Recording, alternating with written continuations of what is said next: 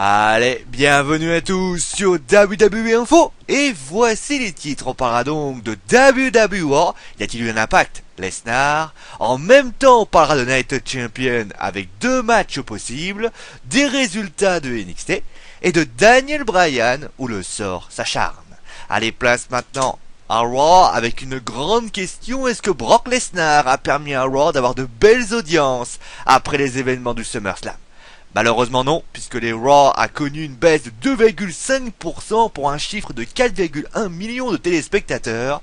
La première heure a été regardée par 4,2 millions, la deuxième heure a été regardée par 4,3 millions de téléspectateurs, et il y a eu une baisse pour terminer le show à 3,9 millions de téléspectateurs. Et cela peut s'expliquer par le début de la pré-saison de la NFL et de la série Love and Hip Hop Atlanta qui ont pu nuire à la cote d'écoute. A noter que durant ce show, une rivalité a vu le jour entre Rusev et Mark Henry, et il faut savoir que ce segment a été ajouté peu de temps avant l'émission, et on pourrait donc voir les deux s'affronter à Night Champion. Même si cela est assez prévisible, le deuxième match, vous avez pu voir pour le deuxième match, eh bien, la rivalité entre Chris Jericho et Bray Wyatt n'est pas terminée. C'est donc le deuxième match qu'on devrait avoir à Night Champion. Et ça sera la belle. Le match devrait avoir une stipulation permettant sans doute à Chris Jericho de pouvoir quitter la World Wrestling Entertainment et de retourner avec son groupe Fozzy et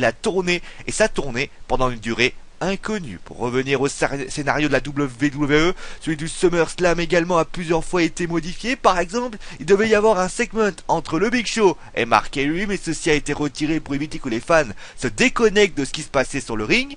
Et en parlant du SummerSlam, un scandale a eu lieu durant le flag match entre Swagger et Rusev, et oui, le drapeau américain a touché le sol. Alors pour vous, ça peut sembler ridicule, pour nos compatriotes, c'est un symbole sorti d'une légende qui dit que si le drapeau américain touche le sol, il doit être brûlé car cela est considéré comme un manque de respect. Allez, place maintenant au résultat de NXT, donc avec 2 matchs pour le tournoi pour les titres par équipe qui aura lieu à TakeOver. Les Vaudevillians, Simon Ghosh et Adam English ont battu Big Cass et Enzo Amore suite à un tombé d'Adam English sur Enzo Amore. Après le match, les légionnaires sont venus et Marcus, lui, a rasé la barbe d'Enzo Amore. Triple H est venu alors pour parler du NXT TakeOver qui aura lieu le 11 septembre 2014 sur le WWE Network, et il annonce que les titres par équipe et féminins seront défendus durant cette grande soirée. Depuis, un nouveau manager général sera désigné la semaine prochaine. Ensuite, dans le deuxième match,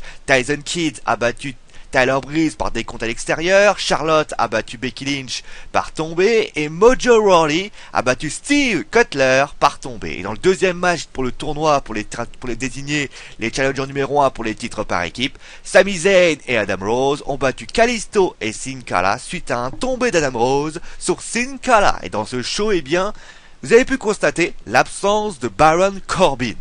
Et oui, mais cela pourrait très vite changer. La raison est que la WWE serait en train d'utiliser un surnom, Different Breed, pour de futures rivalités, et cela peut signifier donc pour le genou qu'un futur punch va bientôt arriver pour le petit rookie. Allez, place maintenant à Daniel Bryan, où je vous l'ai dit, le sort s'acharne.